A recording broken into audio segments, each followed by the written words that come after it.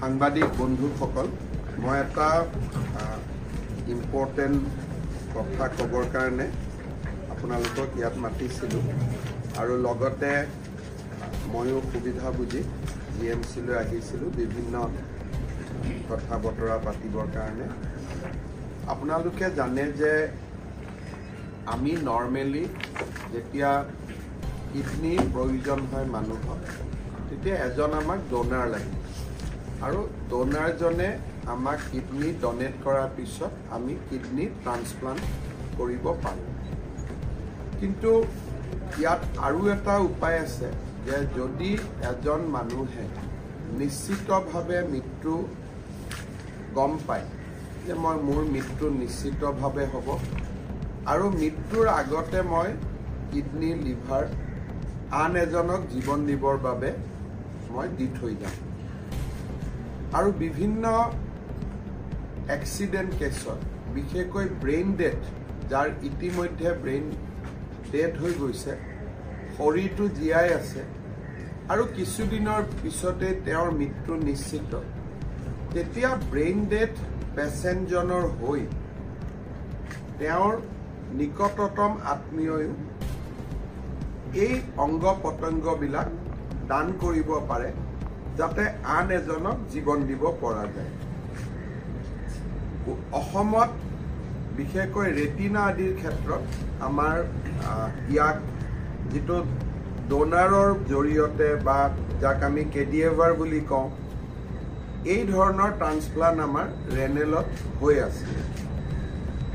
বাহিৰা ৰাজ্যত বিশেষকৈ দাক্ষিণাত্যত লিভাৰ কিডনি দুইটাই মানুহে দান কৰে আৰু হস্পিটালত লিভাৰ আৰু কিডনি প্ৰয়োজন, যাৰ জীয়াই থকাৰ বাবে প্ৰয়োজন, এখন ৱেইটিং লিষ্টৰ ভিত্তিত তেওঁলোকক দি থৈ যায়।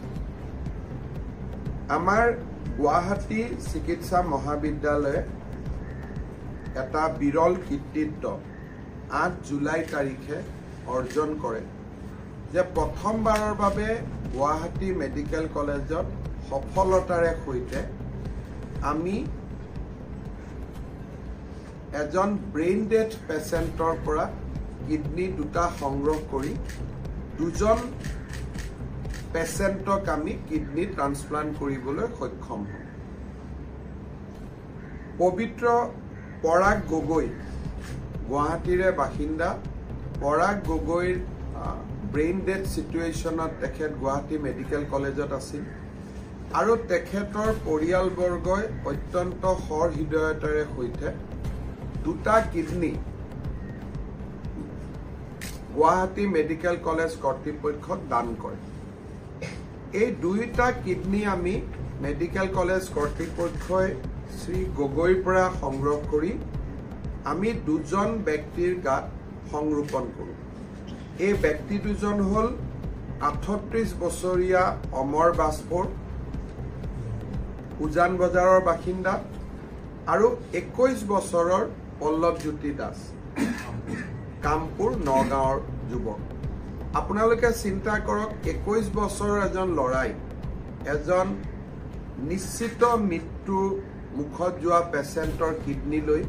আৰু 50 বছৰ জীয়াই থাকে।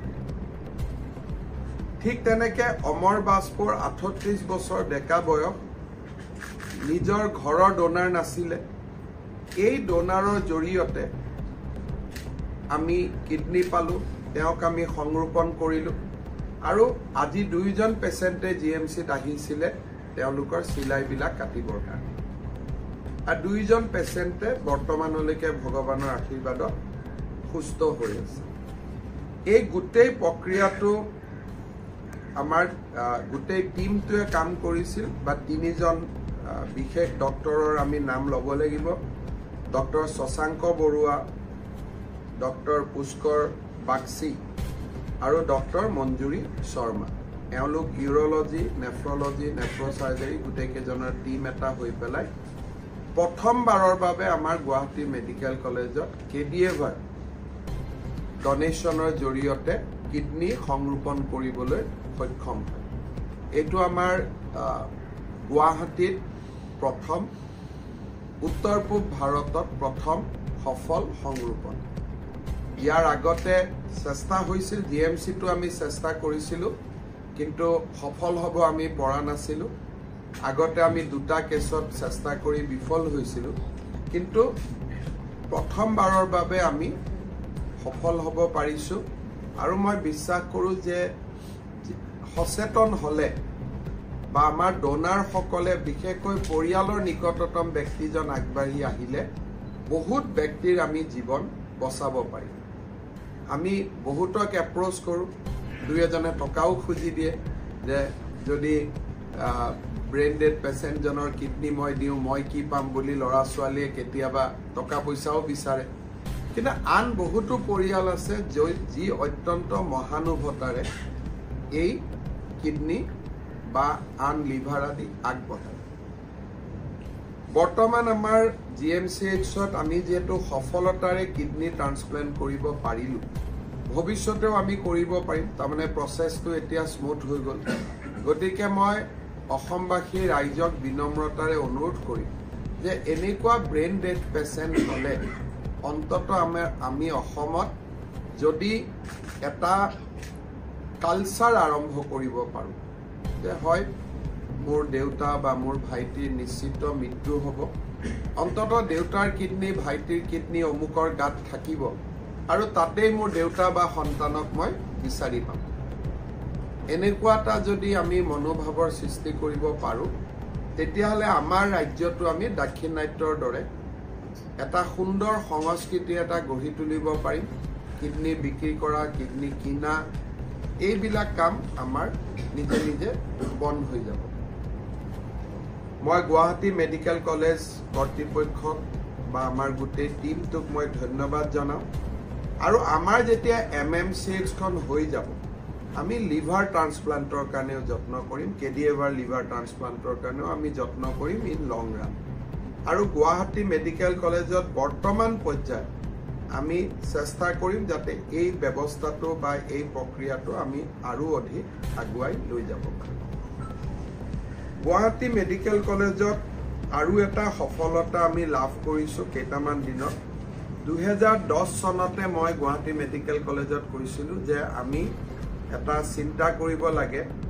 যে নিসন্তান দম্পতি যাৰ সন্তান নাই তাক আমি IVFৰ জৰিয়তে গুৱাহাটী মেডিকেল কলেজত সন্তান জন্ম দিয়াৰ সুবিধা কৰিব পাৰোঁ নেকি আজি আপোনালোকে ভাল পাব যে আমাৰ গুৱাহাটী মেডিকেল কলেজৰ যিটো ইন ভিট্ৰো ফাৰ্টিলাইজেশ্যন আমি চেণ্টাৰ খুলিছিলোঁ বৰ্তমানলৈকে আমি 36টা এম্ব্ৰিঅ আমি মাকৰ গৰ্ভত সংস্থাপন কৰিব পাৰিছোঁ অৰ্থাৎ আৰ্টিফিচিয়েলি পুৰুষ আৰু মহিলাৰ সংক্ৰমণ হোৱাৰ পিছত যিটো এম্ব্ৰিঅ সৃষ্টি হ'ল সেই এম্ব্ৰিঅটো আমি মাতৃৰ গৰ্ভত সংস্থাপিত কৰিব পাৰিছোঁ আৰু 8 গৰাকী মাতৃ ইতিমধ্যে গৰ্ভৱতী হৈছে এম্ব্ৰিঅ ট্ৰান্সপ্লান্ট কৰাৰ পিছতো গৰ্ভৱতী হ'বৰ কাৰণে সময় লাগে কিন্তু ইতিমধ্যে আমাৰ 8 গৰাকী মাতৃ গৰ্ভৱতী হৈছে আৰু এটা সন্তান আমি সিজাৰিয়ান সেকশনৰ জৰিয়তে জন্ম দিব পাৰিছোঁ অৰ্থাৎ যিটো আমাৰ প্ৰাইভেট হস্পিটাল বিলাকত ইমান দিনে IVF হৈ আছিল তাক আমি গুৱাহাটী মেডিকেল কলেজলৈকে লৈ আহিবলৈ সক্ষম হৈছোঁ আৰু প্ৰথম সন্তানটিৰ মই নাম ক'ব খোজা নাই বা পিতৃ মাতৃৰ নামো কোৱাৰ প্ৰয়োজন নাই প্ৰথম সন্তানটি ইতিমধ্যে সিজাৰিয়ান সেকশনৰ জৰিয়তে জন্ম লাভ কৰিছে আৰু সন্তান মাতৃ উভয়ে সুস্থ হৈ আছে এই গোটেই যিটো ব্যৱস্থা বাহিৰত বহুত টকা পইচাৰ প্ৰয়োজন হয় গুৱাহাটী মেডিকেল কলেজত ৭৫,০০০ৰ পৰা 1 লাখ টকাৰ ভিতৰতে গোটেই খৰচখিনি আমি কৰি এই সুবিধা দিব পাৰোঁ এই চেণ্টাৰটো বৰ্তমান চালুকীয়া অৱস্থাত আছে কিন্তু কেডিএভাৰ ট্ৰান্সপ্লান্ট আৰু IVFৰ জৰিয়তে সন্তান জন্ম দিয়া নিসন্তান পিতৃ মাতৃক সহায় কৰা